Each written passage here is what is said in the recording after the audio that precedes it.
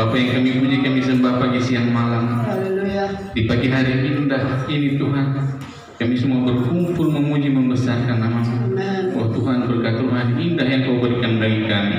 Haleluya. Saat ini Tuhan, kami akan mendengarkan sabda firman-Mu. Amin. Dapar Yahweh, Amin. Engkau berkati kami semua Tuhan. Amin. Berikan kami pendengaran yang baik, Amin. supaya kami bisa mencerna apa yang menjadi maksud isi hati-Mu. Alat-alat yang bekerja Tuhan, sound system yang turut menopang dalam peribadatan ini Engkau berkati. Amin. Bapa di surga, buat anak-Mu yang akan membentangkan firman, berikan dia pengertian dari Roh Kudus-Mu Tuhan, supaya dia bisa berkata-kata seturut dengan kehendak. Segala kuasa iblis, kuasa gelap yang cuma mengganggu peribadatan kami tolak, kami katakan dalam nama Tuhan Yesus HaMasiah. Dalam nama Tuhan Yesus HaMasiah kami sudah berdoa. Haleluya. Amin.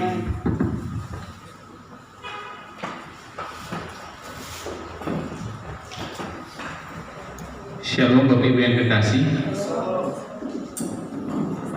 Firman Tuhan di pagi hari ini terdapat dalam Perjanjian Baru.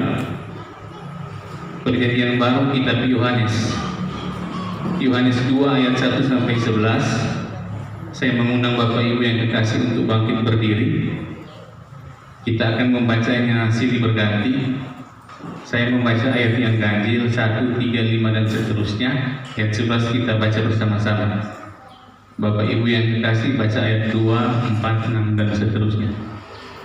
Yohanes 2 ayat 1 sampai 11. Lembaga Alkitab memberi judul Pesta Kawin di Kana. Pada hari ketiga ada perkawinan di Kana yang di Galilea, dan ibu Yesua ada di situ.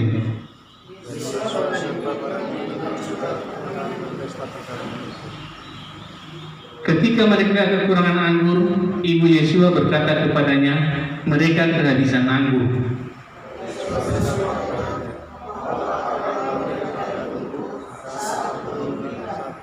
Tetapi ibu Yesua berkata kepada pelayan-pelayan, apa yang dikatakan kepadamu, buatlah itu.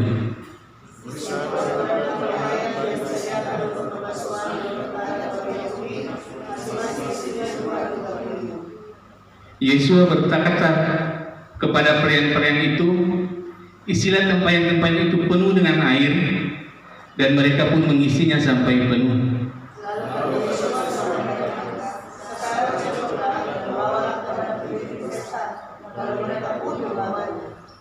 Setelah pemimpin pesta itu mengecap air yang telah menjadi anggur itu, dan ia tidak tahu dari mana datangnya, tetapi pelayan-pelayan yang mencodokkan air itu mengetahuinya, ia memanggil mempelai laki-laki.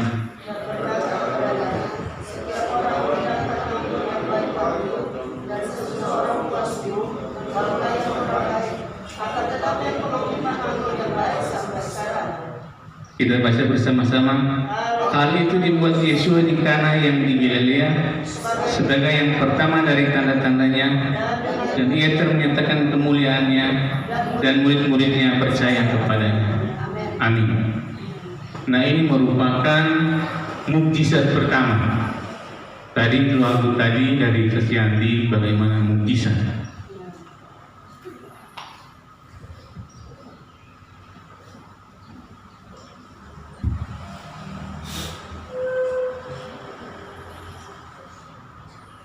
Nah, kalau kita membaca firman Tuhan di pagi hari ini, kalau Injil itu ada 4, saya pernah berkhotbah beberapa waktu lalu, terdiri atas 4 kitab, Matius, Markus, Lukas, dan Yohanes. Nah, kalau kitab Yohanes ini disebut kitab sinoptik. Kalau yang ketiga tadi, Matius, Markus, dan Lukas, kanonik. Sinoptik itu artinya mirip-mirip. Jadi pembacaan firman perjamuan kawin di Kana hanya ada di kitab Yohanes. Di kitab lain tidak ada. Nah, apa yang kita mau cari tahu, makna rohani apa yang terdapat dalam khotbah di pagi hari ini. Yang pertama, biar kita membacanya satu persatu, saya membacanya. Pada hari ketiga ada perkawinan di Kana yang di Galilea, dan ibu Yesus ada di situ. Yesus dan murid-muridnya diundang juga ke perkawinan itu. Diundang. Jadi kalau orang pesta kawin biasa ada sukacita, kabar gembira, orang selalu datang. Dalam hidup ini ada dua hal, senang dan duka. Mengundang Tuhan Yesus itu bukan cuma disenang-senang saja. Dalam pergumulan juga kita tetap harus mengundang Tuhan Yesus.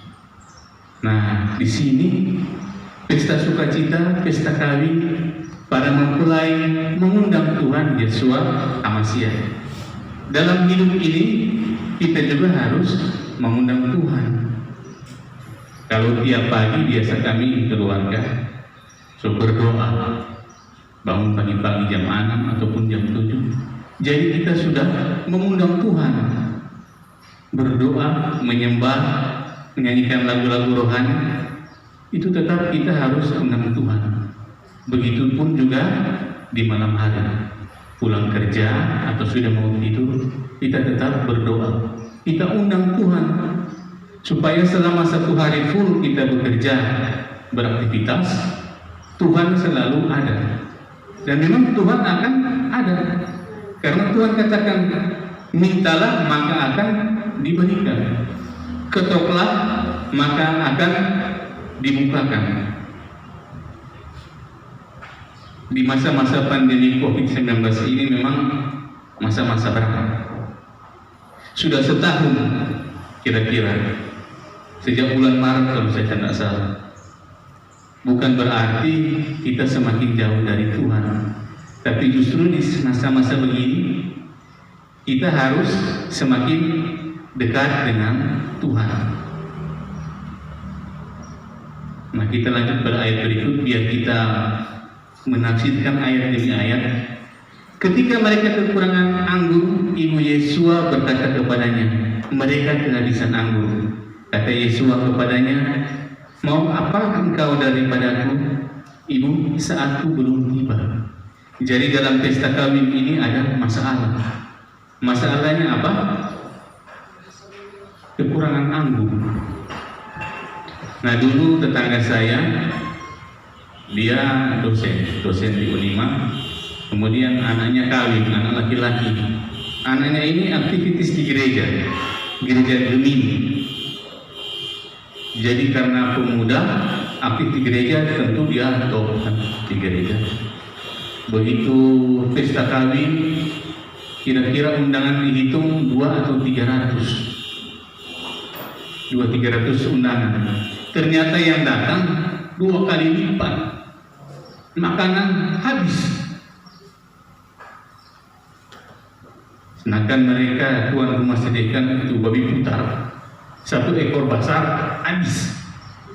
Karena manusia yang datang banyak sekali, di luar prediksi.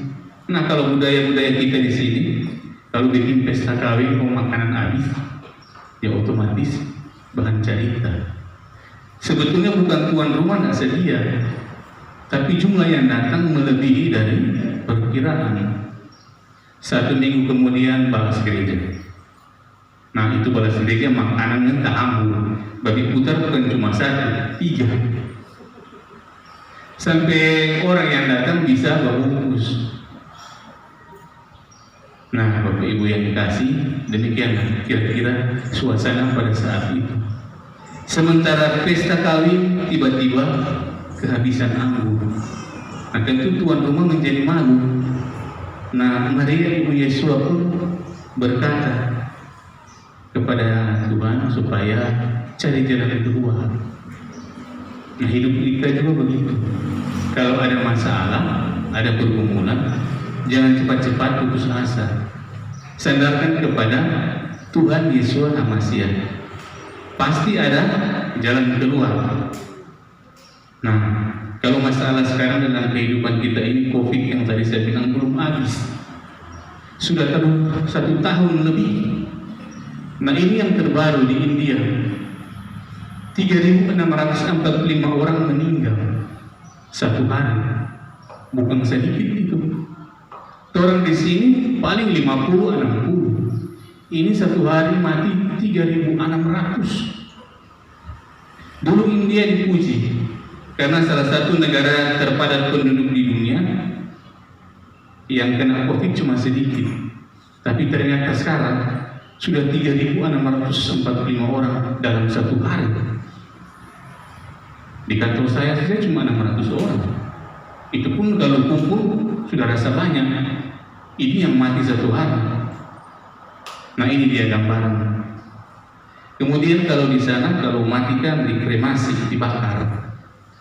Nah, karena terlalu banyak yang mati, maka pohon-pohon di kota disuruh tebang buat membakar. Kalau saya dulu tugas di Sulawesi Tengah, sana kan transmigran banyak orang Bali, sama dengan di sini di Lumonga. Jadi kalau mayat itu dibakar, ngambil. Ngeri-ngeri juga kalau lihat. Kalau kayu api sudah habis, kemudian jenazah masih tersisa kaki atau tangan, jadi terpaksa dipukul supaya jadi api. Sedih juga kalau melihat bagaimana kalau orang yang kita sayang mati, kemudian dibakar masih tersisa tangan di kaki. Dan kalau abu manusia itu dia kayak putih-putih begitu, tapi tepung masih lebih putih.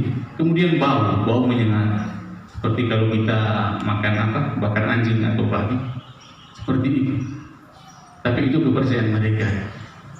Saya pernah bertanya sama teman pendeta yang dari Gemim, apa beda kalau yang agama Hindu yang bakar begini kremasi dengan kita?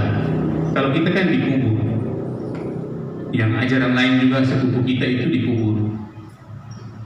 Dia juga lama menjawab, dia bilang kasih waktu. Saya coba jawab. 1 minggu kemudian teman saya pendeta ini bilang begini, ya kalau itu kita memang meniru yang Kristen, adat istiadat orang Timur Tengah, orang Yahudi. Kalau orang Yahudi seperti Tuhan Yesus ditaruh dalam lubang. Kalau Kristen juga mengikut, tapi perkembangan agama Kristen sudah berkembang di Eropa. Kalau di Eropa ditaruh dalam peti kotak. Nah, kenapa?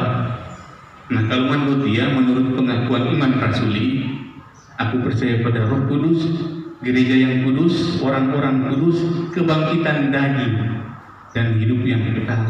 Jadi kalau kita meninggal, taruh di dalam kotak supaya tidak minta-minta menurut dia, ada kebangkitan daging.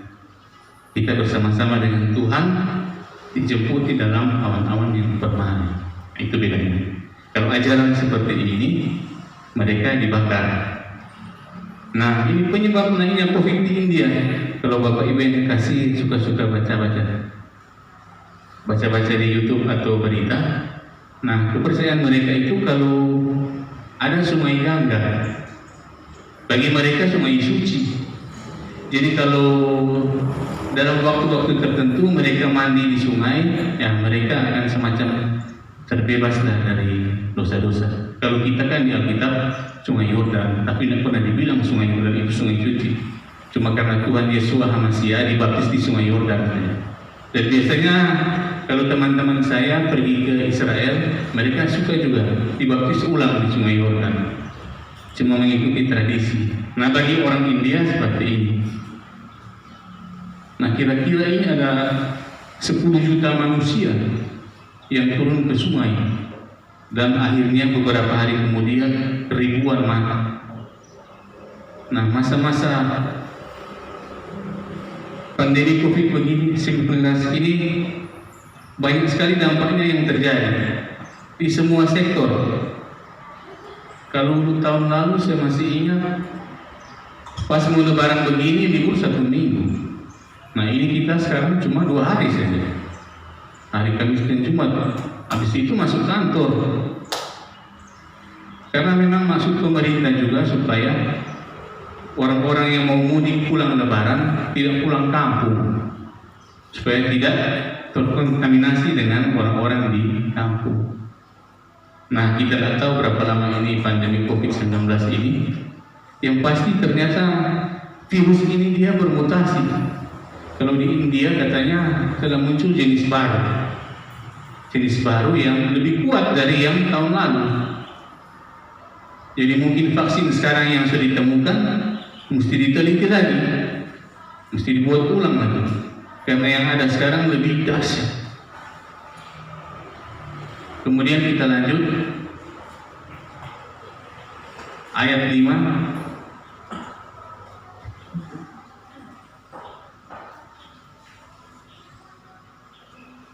Tetapi Ibu Yesus berkata kepada pelayan-pelayan, apa yang dikatakan kepadamu, buatlah itu. Di situ ada 6 tempayan yang disediakan untuk pembasuhan menurut adat orang Yahudi. Masing-masing isinya 2-3 puyung. Yesus berkata kepada pelayan-pelayan itu, isilah tempayan-tempayan itu penuh dengan air, dan mereka pun mengisinya sampai penuh. Ayat 8. Lalu kata Yesus kepada mereka, sekarang sedolah dan bawalah kepada pemimpin pesta. Lalu mereka pun membawanya. Jadi kalau di kalimat ini ada ketaatan. Nah biasanya kalau di pesta, kalau orang tidak kenal, untuk orang suruh tentu orang bilang sapangan. Tidak minta-minta basuh, tapi dalam firman Tuhan di sini ada ketaatan dari pelayan-pelayan kepada Tuhan Yesus, sekalipun mereka tidak kenal. Nah, dalam kehidupan kita, yang pertama kita harus taat pada pemerintah. Jadi untuk minggu ini, minggu depan sudah Lebaran. Pemerintah sudah menghimbau dilarang pulang kampung. Malah saya dapat surat edaran supaya kalau teman kita yang umat Muslim jangan open house. Itu himbauan. Maksud pemerintah bagus, supaya tidak terjadi seperti kasus di India. Saling bertemu, sekalipun hari raya mereka, akhirnya kena penyakit. Padahal waktu itu pemerintah India sudah bilang kalau boleh itu acara tidak ada, ataupun kalau yang mau ikut pakai masker. Tapi karena kabal, tidak taat, nah akhirnya kena penyakit. Nah kita hidup di dunia ini harus taat kepada pemerintah, karena pemerintah yang mengatur kita. Kemudian yang kedua, taat pada otoritas gereja. Sebagaimana kita bergereja di sini, kita pun harus taat kepada otoritas gereja. Banyak kasus-kasus kalau kita kan bergereja otonom, karismatik. Dulu saya bergereja di Minahasa Utara, karena hamba Tuhannya, gembalanya itu sering dipanggil berdoa, sampai-sampai keluar daerah, sampai ke Makassar, Kalimantan, karena dia diundang. Ya akhirnya wakil gembala sudah cerita, sudah saya tinggal pelayanan. Padahal bukan itu, karena jemaat di luar daerah memanggil dia sampai menangis.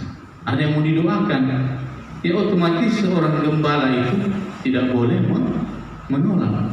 Nah, orang sakit, biaya berangkat semua ditanggung oleh jemaat. Nah karena begitu terus gembala sering keluar, wakil gembala istilahnya sukudeta, dia bilang, ya dia suka settingan pelayanan. Akhirnya ini jemaat domba-domba tadi hilang. Saya pun juga alami waktu kita masih di gereja sebelumnya di sini. Kemudian muncul lagi tafsiran baru menurut si wakil gembala, sudah boleh makan lagi, sudah dapat saya perjanjian baru. Akhirnya gereja itu pecah. Dan sampai sekarang sang gembala dia bangun ulang. Saya juga kadang-kadang sebulan sekali ke sana. Gereja kita juga dulu kan seperti itu. Karena apa? Tidak taat pada otoritas. Suatu organisasi dia kerohanian, bisnis, partai politik, dia mesti satu orang, satu pemimpin. Dan kita juga harus taat kepada pemimpin. Tidak mungkin pemimpin mau kasih kita masuk ke dalam jurang. Apalagi organisasi kerohanian. Kita kan punya hikmat, kita bisa tahu mana ajaran yang benar, mana ajaran yang salah. Padahal dulu waktu di Minahasa Utara saya lahir baru di situ, gerejanya sudah berkembang sekali. Lalu beribadah sampai di jalan, karena masih gereja rumah kan, home church. Cuma karena itu tidak taat pada otoritas. Sang gembala pun sampai menangis. Saya bilang bukan kesettingan pelayanan. Orang undang saya Untuk berdoa otomatis saya harus datang. Nah inilah satu contoh mengapa orang tidak taat kepada otoritas. Nah kemudian taat pada kepala keluarga. Nah kalau kehidupan modern sekarang lebih banyak istri yang jadi kepala keluarga. Mungkin karena istri gaji lebih besar, suami cuma pegawai biasa-biasa. Saya contoh waktu saya tugas di cabang itu, ada suaminya kasihan cuma pegawai biasa, istrinya kerja di telco. Berjalan seiring waktu, istrinya itu jadi kepala bagian, suaminya begitu-begitu terus. Ya, akhirnya istri pandang enteng. Firman Tuhan katakan harus taat kepada kepala keluarga. Sekalipun kepala keluarga itu tidak kerja, cuma pengangguran, tetap harus. Itu otoritas. Nah, kemudian anak juga harus taat kepada orang tua. Bisa satu orang membacanya bagaimana anak taat pada orang tua. Amsal 29 ayat 15. Bisa satu orang bapak membacanya? Amsal 29 ayat 15, lanjut Amsal 13 ayat 24.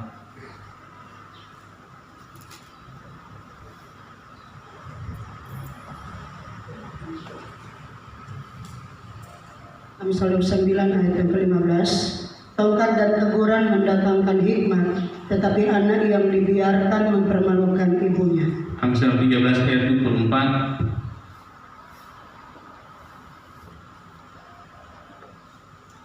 Demikian 13 dan 24. Siapa tidak menggunakan tongkat benci kepada anaknya, tetapi siapa mengasihi anaknya menghajar dia pada waktunya. Demikian firman Tuhan. Sayang anak, tapi harus ditegur, kalau perlu dihajar. Kalau anak kabel, istilahnya lebih baik anak menangis dari sekarang daripada orang tua berjalan kakek-kakek anak yang kasih menangis. Itu sering terjadi, bisa hidup nyata. Karena apa? Dari kecil anak tidak dididik, dikasih biar. Itu kalau dikasih biar berarti orang tua tidak sayang anak. Nah, mengapa orang Israel, orang Ibrani itu pintar-pintar?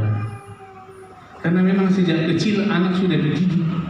Mereka pakai firman Tuhan ini, Amsal sebagai patokan mereka ini, bagian dari kitab Taurat. Dididik dengan keras, terus. Memang kalau orang lihat macam pertumbuhan anak saya dari kecil mulai masuk remaja, di masa remaja itu memang masa-masa paling transisi. Anak mulai kabal, mulai melawan, padahal anak itu sekolah di asrama 3 tahun, tapi syukurlah masih boleh mendengar. Nyana itu menyangka istilahnya sampai kabal, manyau. Tapi memang itu pergumulan kita dari kecil. Firman Tuhan katakan diajar dengan tongkat, bukan berarti pakai tongkat tumbuh-tumbuh rica pukul, bukan. Diajar dengan hikmat supaya begitu besar bukan anak yang kasih menangis orang dari kecil. Itulah salah satu yang saya baca-baca mengapa orang Yahudi, orang Israel itu berhasil dalam kehidupan mereka. Firman Tuhan sudah ditanamkan pada anak sejak kecil. Kalau saya punya kesaksian, nah kami kan bersaudara 4, perempuan laki-laki, perempuan laki-laki. Saya yang perempuan. Kalau kakak saya itu yang perempuan pintar. Dia itu dari kelas 1 SD sampai kelas 3 SMA juara 1. Dia kuliah di kedokteran, lulus tepat waktu. Kemudian dia ambil spesialis di UI, dia lulus. Wisuda juga di UI, dokter spesialis terbaik. Jadi di zaman itu kalau lulusan dokter Unsrat mau tes di UI susah, apalagi mau kuliah. Karena UI lebih suka yang lulusan UI sendiri, UGM, Pajajaran atau Airlangga. Kalau Unsrat nomor 2. Tapi karena saya pintar dia lulus. Jadi dulu waktu dia sekolah, kalau terima rapor, bapak saya datang, papa bapak bangga karena dipuji toh, anak manis, juara-juara di sekolah. Berseberangan dengan kakak saya yang kedua, laki-laki, SMP Baroko, SMA mabuk. Jadi kalau kios di belakang sekolah sudah ditampai, so buka baju pun tidur SMA. Jadi dia SMA 3 tahun naik kelas terus tapi naik pindah. Jadi kita bilang boleh naik tapi pindah sekolah. Kalau nyanda pindah sekolah nyanda naik. Jadi kalau terima rapor pertama bapak saya senang, gembira, anak pintar, tentu orang tua bangga. Balik kedua guru mengeluh, aduh Pak anak ini buka mabuk buka baju kurang dapat di kantin sekolah. Bapak ke telinga langsung dia. Jadi anak bukan menjadi berkat tapi menjadi duka cita. Jadi bagaimana caranya kita sebagai orang tua harus mendidik anak. Kemudian ayat yang berikutnya,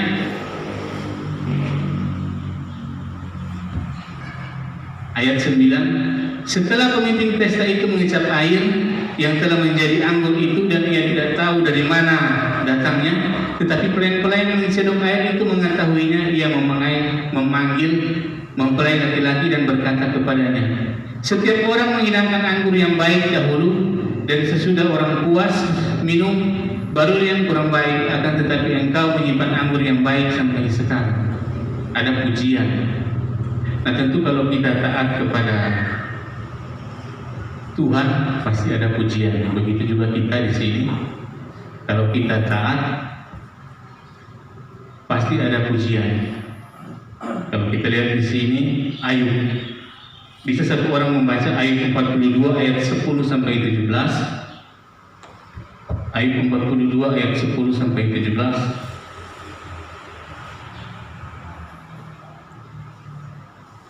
Demikian ayat 10 sampai 17. Lalu Yahweh memulihkan keadaan Ayub setelah ia meminta doa kepada sahabat-sahabatnya, dan Yahweh memberikan kepada Ayub 2 kali lipat dari segala kepunyaannya dahulu. Kemudian datanglah kepadanya semua saudaranya laki-laki dan perempuan dan semua kenalannya yang lama, dan makan bersama-sama dengan dia di rumahnya. Mereka menyatakan turut berduka cita dan menghibur dia oleh karena segala malapetaka yang telah ditimpakan Yahweh kepadanya. Dan masing-masing mereka memberi dia uang 1 kesita dan sebuah cincin emas. Yahweh memberkati Ayub dalam hidupnya yang selanjutnya lebih daripada dalam hidupnya yang dahulu. Ia mendapat 14.000 ekor kambing domba dan 6.000 unta, 1.000 pasang lembu dan 1.000 ekor keledai betina. Ia juga mendapat 7 orang anak laki-laki dan 3 orang anak perempuan. Dan anak perempuan yang pertama diberinya nama Yemima, yang kedua Kesia, dan yang ketiga Keren Hapuk. Di seluruh negeri tidak terdapat anak-anak perempuan yang secantik anak-anak Ayub, dan mereka diberi ayahnya milik pusaka di tengah-tengah saudara-saudaranya laki-laki. Sesudah itu Ayub masih hidup 140 tahun lamanya. Ia melihat anak-anaknya dan cucu-cucunya sampai keturunan yang keempat, maka matilah Ayub tua dan lanjut umur. Demikian firman Tuhan. Kita sudah tahu bagaimana buat ketaatan Ayub. Dan memang mungkin kalau secara nalar atau logika, bencana atau pergumulan yang dihadapi oleh Ayub ini sukar kalau orang biasa melewati. Pertama hartanya, kedua anak-anaknya, ketiga istrinya, dan yang keempat bahkan teman-temannya. Kalau kita membaca kitab Ayub secara keseluruhan, bahkan teman-teman paling dekat bilang mungkin Ayub karena menghadapi perbuatan sampai Tuhan bikin begitu. Tapi dalam kesemuanya itu Ayub tidak pernah mengeluh. Taat kepada Tuhan pasti ada pujian. Kalau kita bekerja di kantor, perusahaan kasih target, bikin ini, kita dapat target terlampaui, maka tentu ada pujian, penghargaan. Oh, memang dia hebat.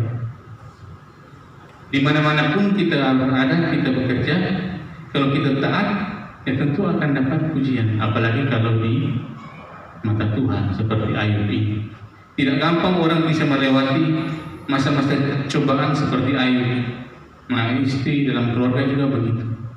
Kalau istri yang taat setia pasti dapat pujian. Nah, kalau misalnya istri suami pulang kerja 1 bulan, pulang di rumah bawa 5 juta. 1 bulan kemudian tanya ke istri, 30 hari cukup? Istri bilang, oh masih ada 3 juta. Suami langsung melompat itu, haleluya.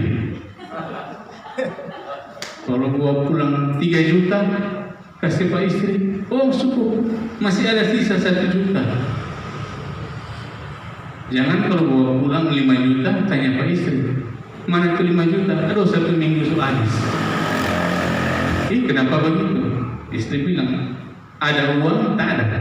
Nyanda, bahagia. Nah ini mendukakan suami.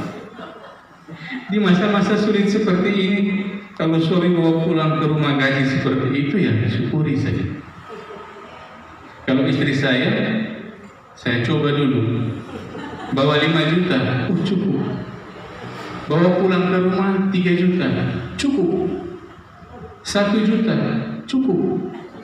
Saya coba lagi, 500.000, cukup. Bisa bertahan 30 hari 4 anak dengan 500.000. Karena istri saya percaya ada mukjizat. Amin. Dan mukjizat itu masih ada sampai sekarang Bapak Ibu. Kalau istri begini pasti disayang oleh suami. Seberapapun yang dibawa pulang pasti cukup. Biar gaji penuh banyak potongan, tetap percaya mukjizat itu ada.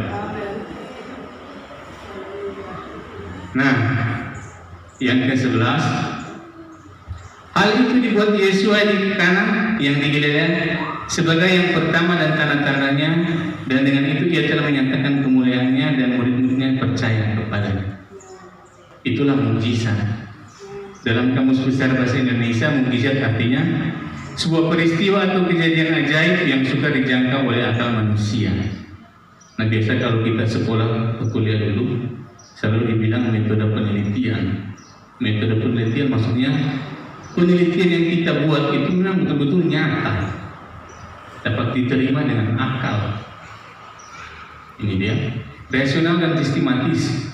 Inilah cara berpikir sesuai logika, rasio yang diajarkan kepada kita semua. Itulah sebabnya banyak orang yang tidak percaya lagi kepada mukjizat-mukjizat dalam Alkitab, tidak percaya lagi kepada Tuhan Yesua dan berpikir bahwa dia hanya manusia biasa. Coba kita lihat. Nah, pandangan ajaran lain tentang mukjizat. Ada 12 prinsip, saya dapat kutip 12 prinsip dalam ajaran yang terdapat dalam kitab suci mereka. Prinsip keempat kata ika. Prinsip penggunaan akal.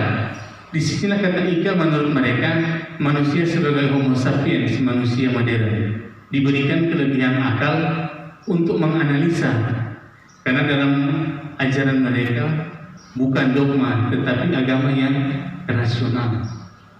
Jadi mereka ada yang percaya, ada yang kurang percaya, bahkan tidak percaya dengan logika. Coba saya ambil contoh satu orang membaca Matius 28 ayat 11 sampai 15. Matius 28 ayat 11 sampai 15. Dusta Mahkamah Agama.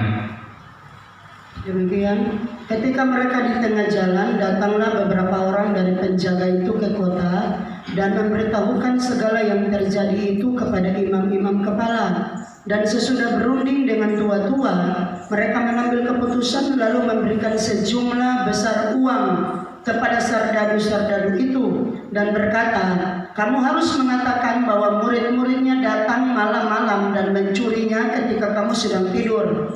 Dan apabila hal ini kedengaran oleh wali negeri, kami akan berbicara dengan dia sehingga kamu tidak beroleh kesulitan apa-apa. Mereka menerima uang itu dan berbuat seperti yang dipesankan kepada mereka, dan cerita ini tersiar di antara orang Yahudi sampai sekarang. Demikian firman Tuhan. Ada seorang pendeta, mengaku pendeta, dokter lah, Mungkin sebagian sudah kenal dia.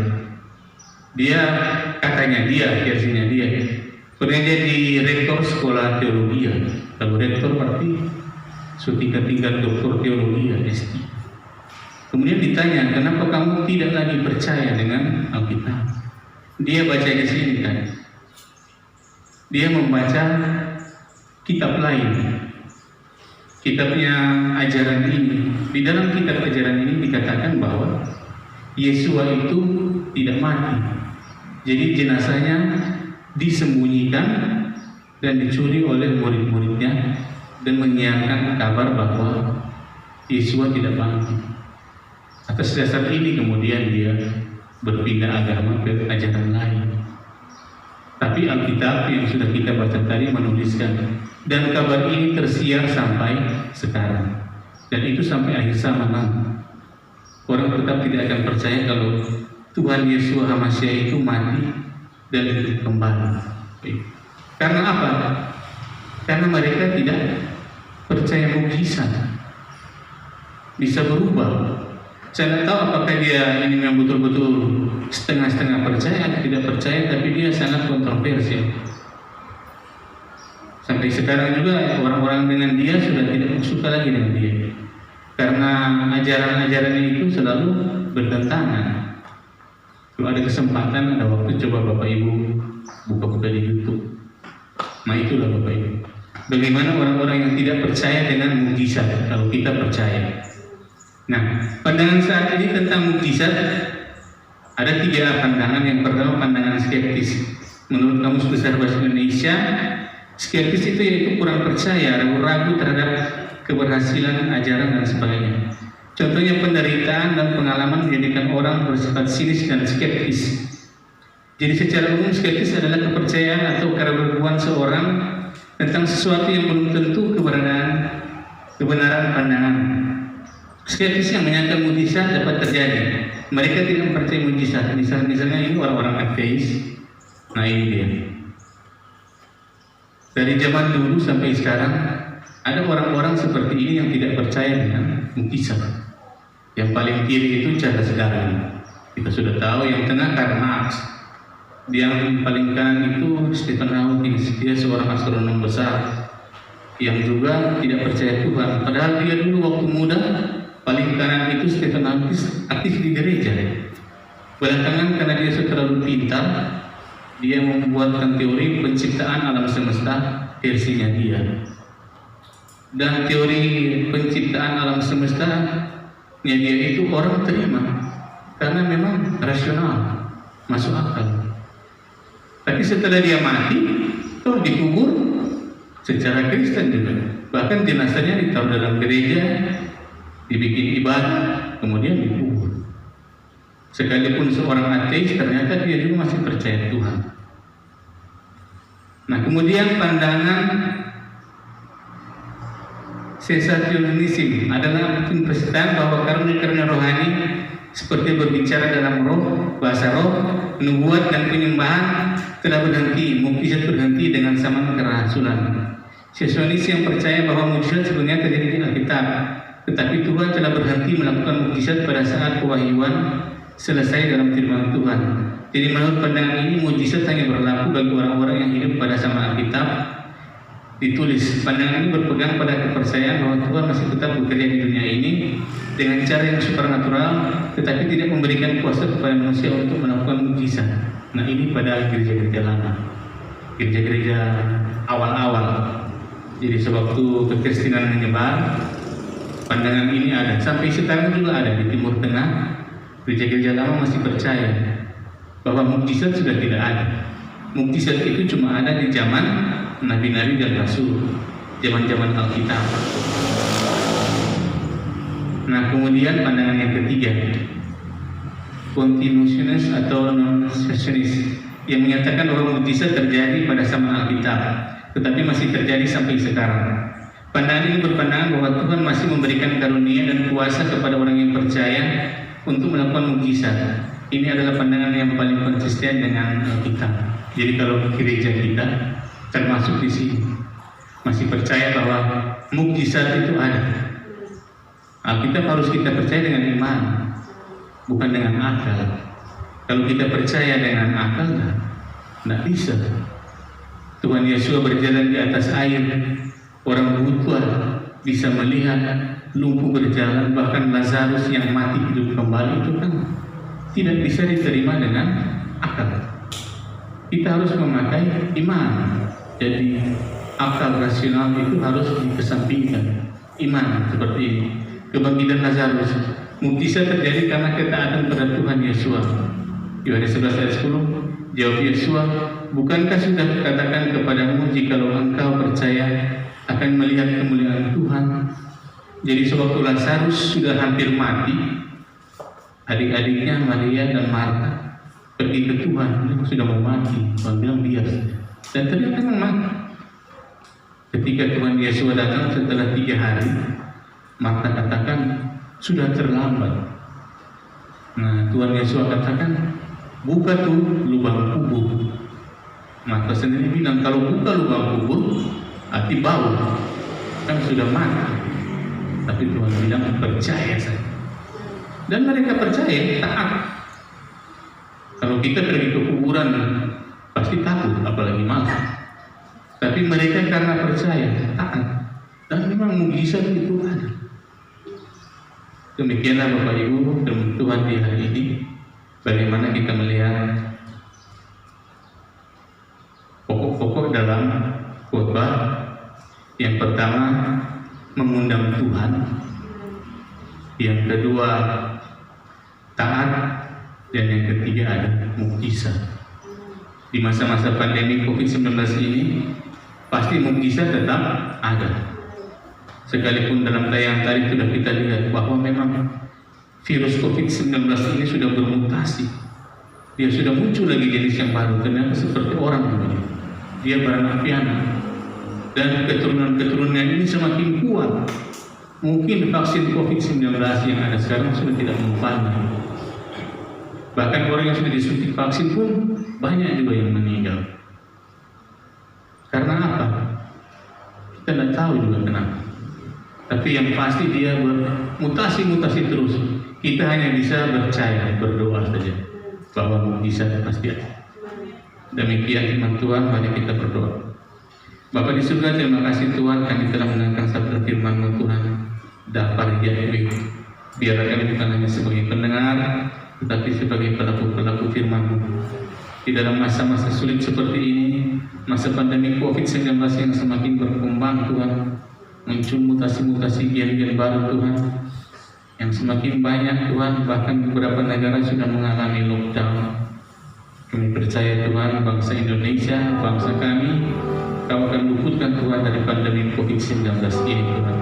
Kami tahu Tuhan, kami percaya bahwa mukjizat itu selalu ada, seperti dalam pembacaan tadi, pesta kawin di Kana. Mukjizat Tuhan dari awal, pertengahan hingga akhirnya, dari awal penciptaan sampai akhir penciptaan, mukjizat itu selalu ada bagi kami orang-orang yang percaya kepada Tuhan. Kami akan melakukan pujian penyembahan. Tuntun kami Tuhan dalam pujian dan penyembahan ini. Jikalau ada nubuatan dan penglihatan, biarlah Tuhan Engkau singkapkan Tuhan apa yang dimaksud dari isi hati ini. Di dalam nama Tuhan Yesus Masihi kami sudah berdoa. Haleluya. Amin.